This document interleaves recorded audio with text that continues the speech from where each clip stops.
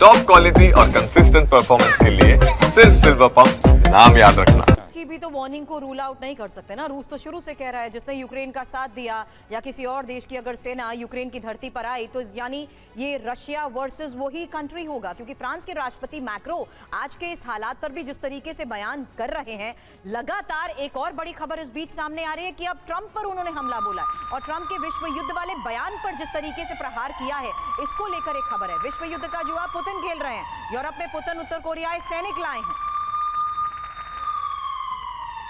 तो Emmanuel Macron की तरफ से इस इंटरव्यू में क्या कहा गया, ये हमने आपको सुनाया। आइए उनके बयान को जरा डिकोड करते हैं आपके लिए। जेलेंस्की को मैक्रो कवच, पुतिन का किला कैसे होगा ध्वस्त। मैक्रो का ट्रंप को जवाब, जेलेंस्की नहीं पुतिन विश्व युद्ध का जुआ खेल रहे हैं। ये सीधे सीधे एक बड़ा संदेश अमेरिका को देखिए दिया जा रहा है। रूस यूरोप में 10,000 नॉर्थ कोरियाई सैनिक लेकर आया, ये कहा है मैक्रो ने। हालांकि यूरोप में युद्ध के लिए ईरान से ड्रोन लेकर आए, ये एक और महत्वपूर्ण बात कही गई है। लेकिन सवाल समीर यहां पर खड़ा होता है कि क्या जंग के समर्थन में रणभूमि के लिए फ्रांस उतरेगा। हालांकि इस लिहाज से भी सवाल कि क्या जेलेंस्की के लिए ट्रंप के खिलाफ मैक्रो जाएंगे, ये एक और सबसे बड़ा सवाल जिसके तहत ये समझना जरूरी है कि किस तरीके से आज होने वाली बैठक में भी बड़े फैसले समीर लिए जाने वाले हैं। जी हां, और ट्रंप जेलेंस्की की बहस पर नेटो चीफ का देखिए बयान आ गया है। वो क्या कह रहे हैं, नेटो चीफ मार्क रूटे की जेलेंस्की को सलाह, जेलेंस्की को ट्रंप के साथ बातचीत करनी चाहिए,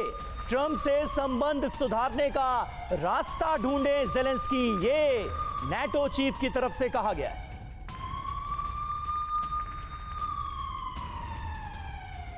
तो नेटो ने छोड़ा साथ, जेलेंस्की को आघात। इसलिए कह रहे हैं क्योंकि बड़ा सवाल यह है कि क्या नेटो युद्ध में यूक्रेन का साथ नहीं देगा। वजह क्या है, नेटो चीफ ने ट्रंप के पक्ष में जिस तरीके से बयान दिया है उसे समझना समीर बहुत जरूरी है। जी हां, जेलेंस्की यूक्रेन में ट्रंप द्वारा किए काम का सम्मान करें, ये उन्होंने नसीहत दी।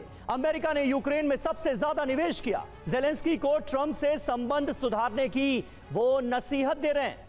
हालांकि यहां देखिए यूरोपियन यूनियन की बैठक को देखते हुए रूटे ने यह भी कहा है कि उम्मीद है कि यूक्रेन को सुरक्षा गारंटी मिलेगी और भविष्य में शांति समझौते से यूक्रेन सुरक्षित भी रहेगा।